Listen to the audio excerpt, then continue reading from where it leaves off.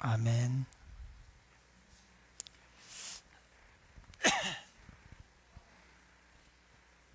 네, 따봉이 지금 두 번째 나왔습니다. 지난번에 한 번 나오고,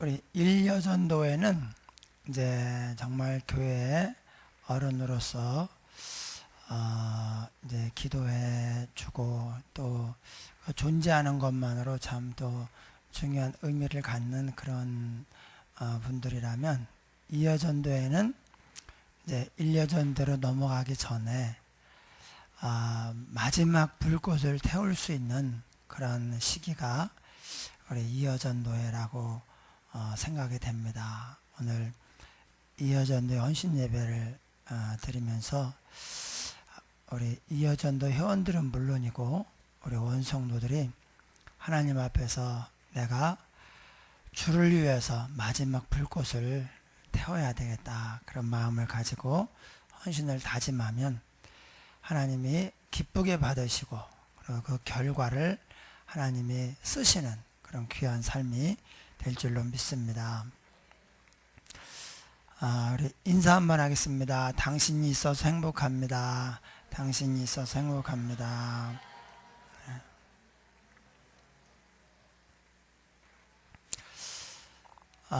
오늘날 산업 가운데에서 여러 가지 산업이 있습니다. 근데 그 중에서 관광산업이 있어요. 관광산업.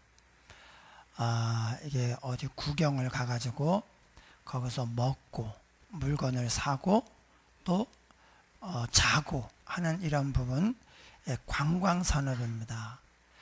이 관광이 산업이 되기까지는 사실 얼마 안 됐습니다.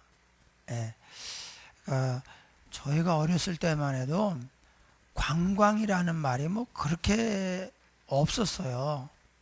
그래서 누가 설악산에 단풍 구경 간다 그러면, 아니 길거리에 널린 게 단풍인데 뭘 단풍을 보려고 거기까지 가냐, 이렇게 얘기를 하는 거예요. 아니 이렇게 보면은 다 단풍인데, 다 길에 널린 게 단풍이고 뭘 설악산까지 단풍을 보려고 가냐, 그렇게 생각을 하고 가는 사람이 좀 이상하네, 뭐 하려고 이렇게 그렇게 생각할 정도였어요. 옛날에는 오죽했겠어요. 예전에는 관광이라고 하는 게 거의 없었어요. 차가 없으니까 만약에 우리가 설악산 단풍 구경 가자 그러면 일주일이 뭡니까? 한 열흘은 잡고 11월 1일에 도착한대.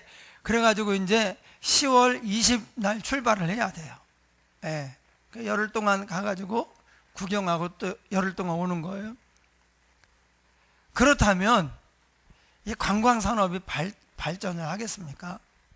그러니까 이 관광산업이 생겨나기까지는 교통의 발달, 거기다가 이제 또 숙소 기반 산업을 만들고 또 편리한 시설을 만들고 이렇게 해서 관광산업이 발달을 합니다. 이제 우리보다 조금 이제 그 문명화가 덜 된 나라들 보면 좋은 이 소재가 있어요. 관광할 만한 좋은 소재가 있는데 교통이 발달을 안 하고 뭐 호텔이라 이런 게 없어가지고 가서 구경하고 어떻게 할 수가 없는 거예요. 그래서 이제 그런 걸 하는 것도 쉽게 맘만 먹으면 되는 게 아니라 국가의 전체 산업과 이렇게 전반적으로 함께 발전을 하기 때문에 어렵습니다. 제가 오늘 성경을 보면서 예수님 당시에 이렇게 구경이 있었구나. 예수님 당시에 관광 산업까지는 아니지만 예수님 당시의 사람들도 어디 이렇게 구경을 갔다 오고 그런 게 있었구나. 예전에도 뭐 관광은 아니지만 뭐 잠깐 어디 구경 갔다 오자 뭐 이런 거 있잖아요. 근데 예수님 당시에 그게 있었어요. 그게 뭐냐? 어느 날 세례 요한이 제자들을 보내서 예수님께 이런 질문을 간접적으로 했습니다. 오실 그이가 당신입니까? 당신이 정말 하나님의 아들 그리스도 맞습니까? 확실하게 분명하게 한번 얘기해 주십시오. 이때 세례 요한이 감옥에 갇혀 있을 때예요. 그가 밖에서 은혜로울 때는 이런 힘든 생각을 안 했습니다. 이렇게 의심을 안 했습니다. 근데 감옥에 갇혀 있고 그런데 전에 예수님을 보고 보라 세상 죄를 지고 가는 하나님의 어린 양이로다 이렇게 자기가 얘기를 했거든요. 그런데 자기 상황이 어려워지니까 마음에 믿음에 의심이 생기는 거예요. 마음에 이 균열이 오는, 믿음이 흔들리는 것입니다. 여러분, 우리가 아주 하나님을 믿는 믿음이 좋아도 상황이 어려워지면 약해져요. 그래서 그때 이 환경에 우리의 마음을 두지 말고 끝까지, 나는 끝까지 하나님을 믿는다, 끝까지 하나님을 섬긴다, 이런 마음으로 나아가야 돼요. 네. 세례 요한이 감옥에서 조금 흔들렸어요. 제자들을 보내가지고 오실 그이가 정말 당신 맞습니까? 이렇게 물었어요. 그랬더니 예수님이 그 얘기를 듣고는 이제 이런 얘기를 했습니다. 너희가 가서 보고 들은 것을 요한에게 알리되 맹인이 보며 못 걷는 사람이 걸으며 나병 환자가 깨끗함을 받으며 귀 먹은 사람이 들으며 죽은 자가 살아나며 가난한 자에게 복음이 전파된다 하라.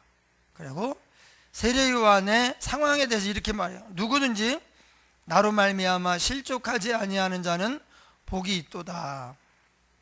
그러니까 세례 요한에게 주는 어떤 권면이죠.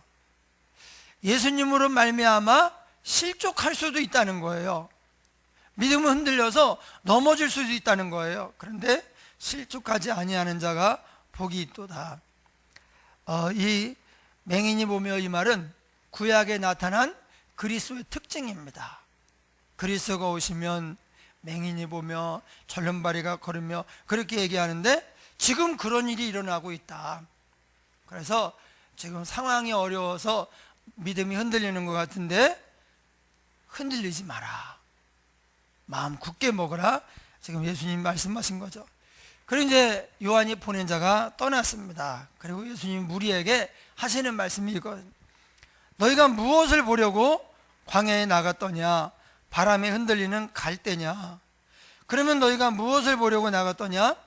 부드러운 옷 입은 사람이냐? 보라, 화려한 옷을 입고 사치하게 지내는 자는 왕궁에 있느니라.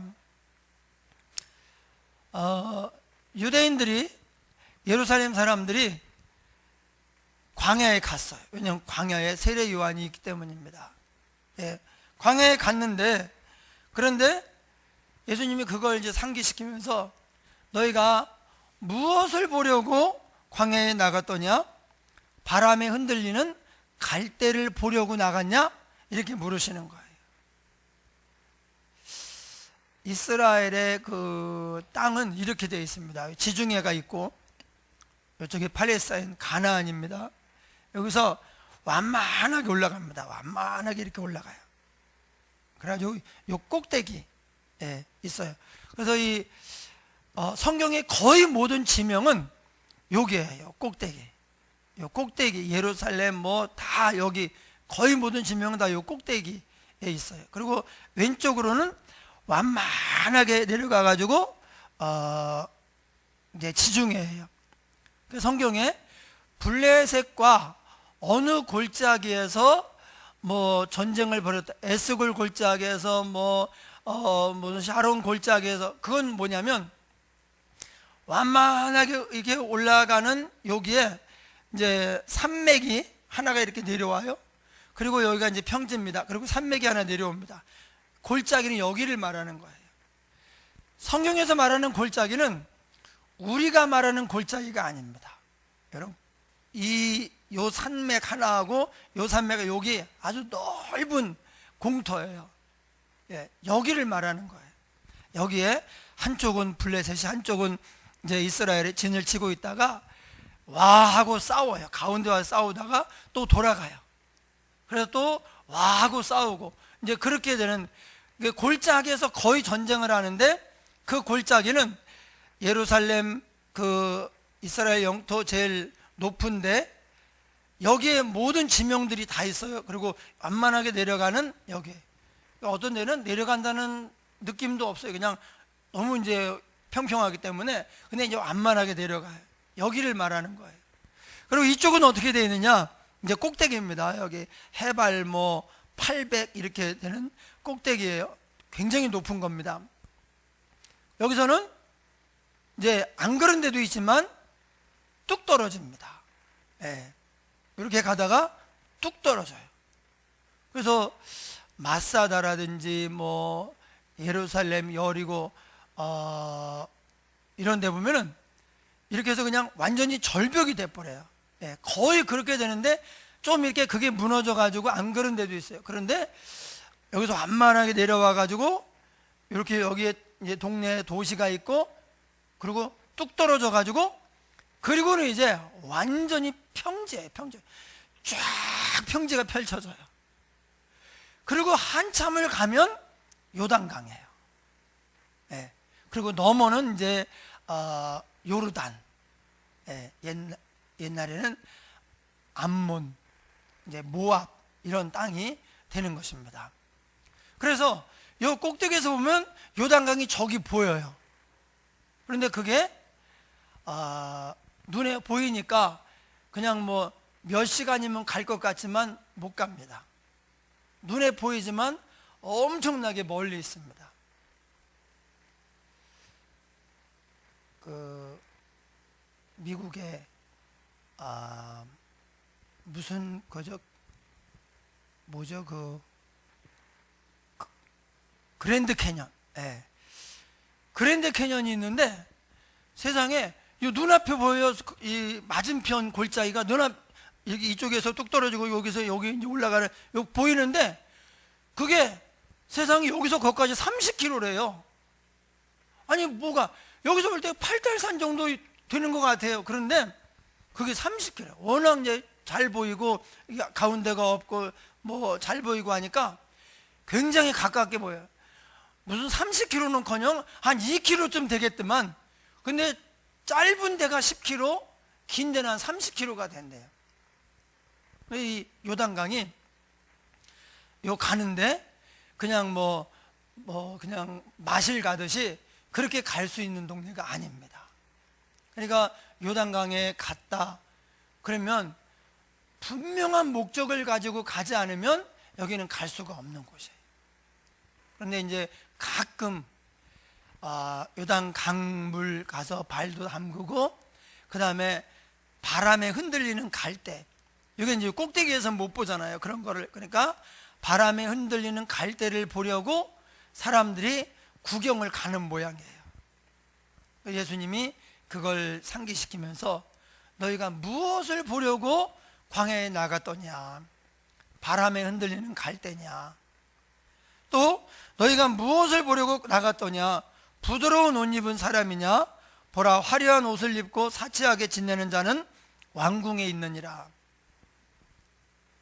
예, 당신은 뭐 다 옷이 비슷비슷하거든요. 그런데 정말 뭐 비단처럼 그렇게 좋은 옷, 또 물감을, 색깔을 들인 옷, 이런 것을 한 곳은 일반 평민들은 물 들이기가 어려워요. 그래서 이렇게 물을 들이고 좋은 옷감으로 멋지게 차려입은 사람들은 왕궁에 있는 거죠.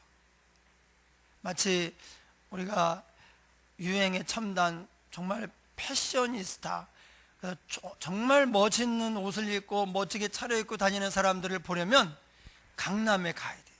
압구정이니 막 청담동 이런 데를 가면 요 수원 다니는 거하고 정말 건물도 다른데 사람도 다르더라고요. 사람도. 그러니까 인간이 만든 문명, 또 그 화려함, 이런 것들을 보기 위해서는 이제 예수님 당시에는 왕궁에 가야 되고, 우리로 말하면 강남에 가야 되는 거예요. 근데 너희가 무엇을 보려고 나갔더냐?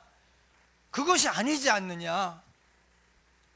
예, 사람은 행동을 하는데 반드시 목적이 있게 되어 있습니다. 그래서 내 마음을 이제 만족시키고 또 힐링하기 위해서 자연을 보러 간다든지,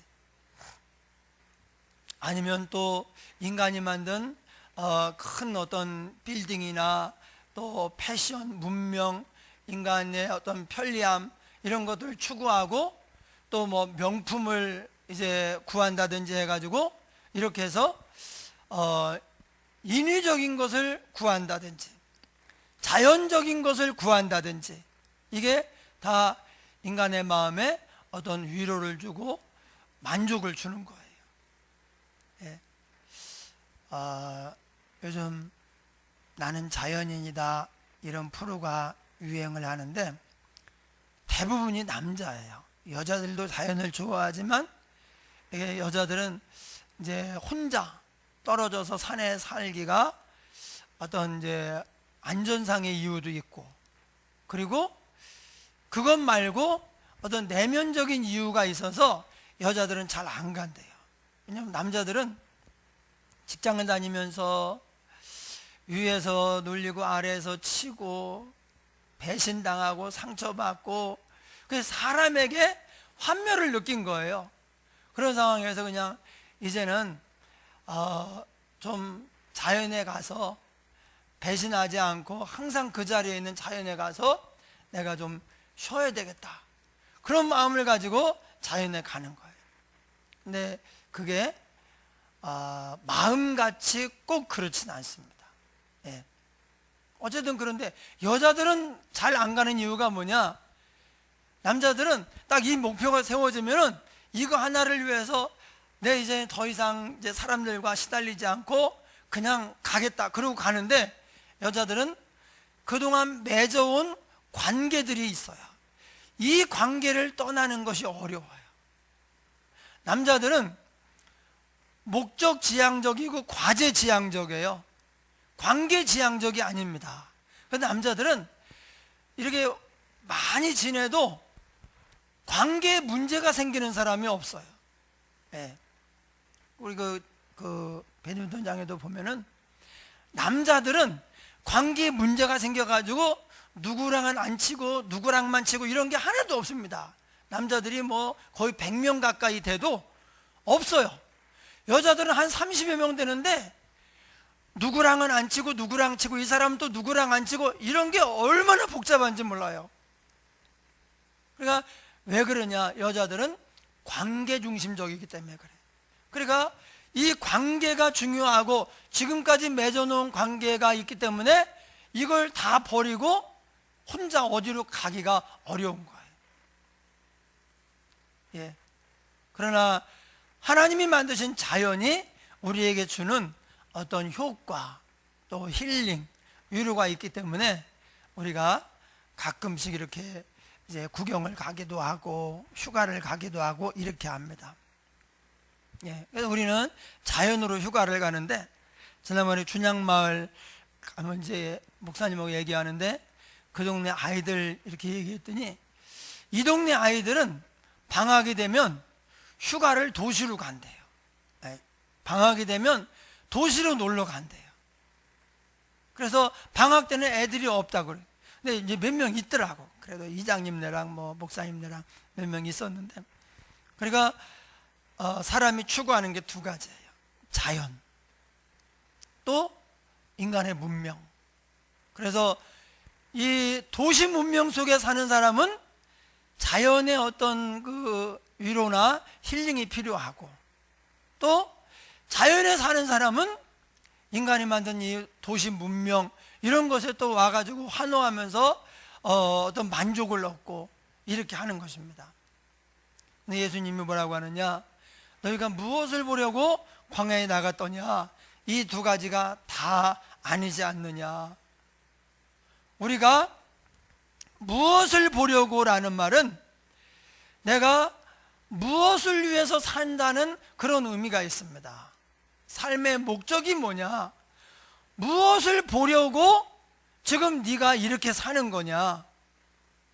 예, 이 본다는 말은 우리말도 그렇고 영어도 그렇고 우리의 삶에 있어서 굉장히 중요한 의미가 있어요.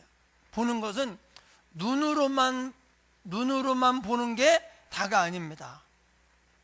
이건 우리의 경험 전체, 삶 전체를 말해요. 그래서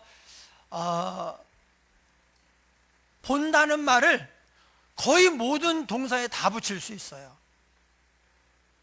먹어봐. 먹어 그래야 되는데 먹어봐. 한번 먹어볼래? 이렇게 얘기를 해요. 들어봐. 듣는 거죠. 그런데 한번 들어보려고 이렇게 얘기를 합니다. 만져봐. 전부 다 이 본다는 동사를 써요. 예, 만져 들어 이렇게는 얘기하지 않습니다. 예. 근데 본다는 말은 냄새 맡아봐, 만져봐, 가봐, 와봐. 이 본다는 말이 우리 삶에 얼마나 많이 쓰이는지 몰라요. 심지어 야, 너 공부 좀 해봐. 공부하는 것도 본다는 말을 쓸 수 있을 정도로 본다는 말을 삶 전체에 다 적용할 수가 있는 거예요. 그래서 무엇을 보려고, 이것은 우리가 무엇을 바라보고 사느냐, 인생의 목적. 그래서 우리가 하는 모든 행위가 본다는 것과 연결이 돼 있어요. 내가 무엇을 바라보며 사느냐. 그러면 바라보는 쪽으로 나는 가는 거예요. 다른 게 옳다고 믿어도 내가 그것을 바라보고 있으면 그쪽으로 가는 거예요. 예수님이 너희가 구경을 하려고 여기 온 게 아니지 않느냐. 예. 아마 거기까지 가려면 하루 이상, 예루살렘에서 요단강까지 가려면요, 아침부터 저녁까지 해서는 아마 가기 좀 어렵지 않을까. 잘 걷는 사람은 겨우 갈 수 있고, 그렇지 않은 사람은요 하루에 못 가는 거리예요. 예. 그런데 거기를 온 거예요. 많은 사람들이 와 있어요. 너희가 무엇을 보려고 왔느냐? 무엇을 보려고 세례 요한에게 갔느냐? 경치도 아니고 문명도 아닌 거예요. 우리는 우리 마음을 만족시키는 것이 문명이거나 또는 경치, 풍경이거나 우리가 보고 싶은 어떤 것이라고 생각을 하죠. 그게 아니라는 것입니다. 그리고 뭐라고 말합니까? 답입니다. 정답이 뭐냐? 그러면 너희가 무엇을 보려고 나갔더냐? 선지자냐? 옳다. 내가 너희에게 이르노니 선지자보다도 훌륭한 자니라. 세례 요한이 선지자예요. 예, 여러분, 우리가 이제 신학을 안 해서 이제 이런 거 잘 모르지만 저도 신학을 하면서 깜짝 놀란 부분이 세례 요한이 구약에 속한 사람이에요. 예. 세례 요한까지가 구약이에요.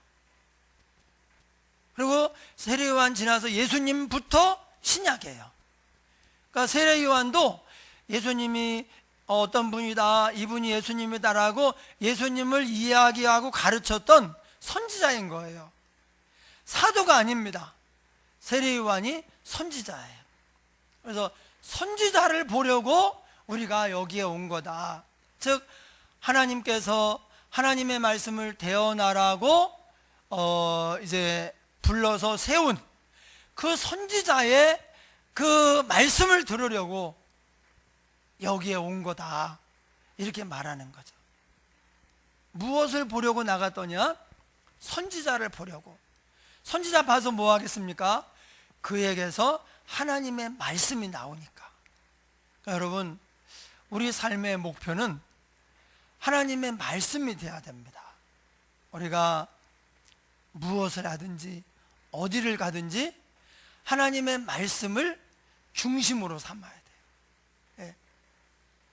하나님의 말씀을 기준으로 삼아서 항상 하나님 말씀을 되뇌이고 또 읽고 나누고 교회에서도 나누고 가정에서도 나누고 또 혼자 말씀을 읽고 또 묵상을 하고 그렇게 해야 돼요. 우리 오늘 이은미 권사님이 사회를 보면서 맨 첫 번째 입을 열자마자 암송한 것이 복 있는 사람은 악인의 꾀를 쫓지 아니하고 2절 여호와 율법을 즐거워하며 그것을 주야로 묵상하는 자로다. 이 말씀이 우리 삶의 목표가 돼야 되고 그렇게 할 때 우리가 복 있는 사람이 돼요. 예, 좋은 구경을 했다고 우리에게 참된 만족이 오는 게 아닙니다. 좋은 구경을 하고 세계 일주를 해도요, 그래도 허전합니다. 예, 뭔가 명품을 구매했다고 해서 참된 행복이 오는 것이 아닙니다. 그래도 공허합니다. 그런데 하나님의 말씀이 우리 삶에 들어오면 그 말씀이 나를 가득 채우고 나를 붙잡아서 거룩하게 쓰실 때 우리에게 참된 만족과 행복이 있는 거예요. 너희가 무엇을 보려고 광야에 나갔더냐? 주님이 묻고 계십니다. 요즘으로 치면 너는 무엇을 보려고 살고 있느냐? 우리가 그냥 하는 말 가운데 무슨 영화를 보겠다고 내가 이랬는지 모르겠다. 예, 이제 어떤 행동을 후회할 때 그런 표현을 하잖아요. 우리가 무슨 영화를 보겠다고, 무슨 행복을 누리겠다고 이렇게 했는가? 그것이 자연적인 것이든 인위적인 것이든 하나님의 말씀이 없으면 다 헛됩니다. 참된 만족과 행복은 이 세상적인 것에서 나오지 않아요. 자연에서도 나오지 않습니다. 오직 하나님께로부터만 참된 행복과 만족이 나옵니다. 예. 뒤에 보면 세례 요한이 여자가 낳은 자 중에 가장 큰 자다. 그런데 하나님 나라에서는 극히 작은 자라도 그보다 크니라. 아니, 세상에 여자가 낳은 자 중에 가장 큰 자라고 이렇게 잔뜩 높여주시더니 곧이어서 하나님 나라에선 지극히 작은 자도 그보다 크다는 거예요. 이게 도대체 무슨 말인가? 세례 요한이 여자가 낳은 자 중에 가장 큰 자예요. 정말 위대한 인물이고 주의 길을 예비한 훌륭한 사람이고 굵고 짧게 살면서도 후회하지 않았던 믿음의 용사예요. 예, 정말 믿음의 거장입니다. 그런데 그 뒤에 하나님 나라에서는 지극히 작은 자라도 그보다 크니라. 이 말은 무슨 말인가? 하나님 나라는요, 여자가 낳은 자는 못 들어갑니다. 그렇다고 세례 요한이 천국에 못 들어갔다는 얘기는 아니에요. 여자가 낳은 자 가운데서는 세례 요한이 가장 큰 자예요. 위대합니다. 그런데 하나님 나라는 누가 있느냐? 하나님이 낳은 자예요. 하나님이 낳은 자. 인간들 중에서는 세례 요한이 가장 위대합니다. 큰 자예요. 그런데 천국에 가면 하나님이 낳은 자가 있어요. 저와 여러분은 사실 모두 하나님이 낳은 자예요. 거듭난다, 두 번 태어난다. 우리가 부모님께로부터 한 번 태어났고, 그리고 이제 하나님이 우리를 예수 그리스도로 말미암아 낳으셨어요. 우리가 말씀을 목적 삼고 말씀이신 예수님을 바라보면서 믿음으로 살아갈 때 세례 요한보다도 더 큰 자, 더 귀한 자가 될 수가 있다는 것입니다. 즉 인생을 정말 가치 있게 하는 것은 바로 말씀이다. 인생을 참으로 행복하게 하고 만족스럽게 하는 것은 말씀이다. 바로 그것을 말합니다. 우리가 다른 거 추구하면, 여러분, 말씀 말고 다른 데서 만족을 얻으려고, 다른 것에서 어떤 위안을 얻고 기쁨을 얻으려고 하면요, 잘 되지도 않지만 씁쓸합니다. 실패하게 되어 있습니다. 왜냐하면 말씀만 해답인데 다른 거 하면 하나님이 거기서 목적을 이루게 하겠습니까? 그래서 만약에 우리의 마음이 씁쓸하고 안 좋다 그러면 지금 수정을 해야 돼요. 하나님의 말씀을 목표로 해서 나아가야 돼요. 이 말씀에만 은혜가 있고 위로가 있고 인생의 참만족이 있습니다. 할렐루야. 한번 기도하겠습니다. 고마우신 아버지 하나님, 감사합니다.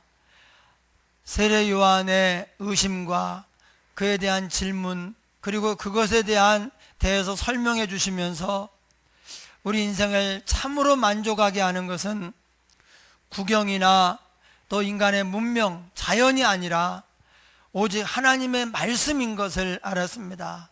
우리가 날마다 하나님의 말씀을 듣기 위해서 구약시대의 성도들이 선지자에게 나아갔듯이 우리가 주님께로 나아가게 하시고, 그로 말미암아 힘을 얻고 능력을 받으며 참만족을 누리게 하여 주시옵소서. 하나님, 오늘 이여전도회가 헌신 예배를 드립니다. 주님께서 부르셔서 지금까지 은혜 베푸시고 사용하셨사오니 앞으로도 큰 은혜 베풀어 주시옵소서. 역사하여 주시옵소서. 예수님 이름으로 기도하옵나이다. 아멘.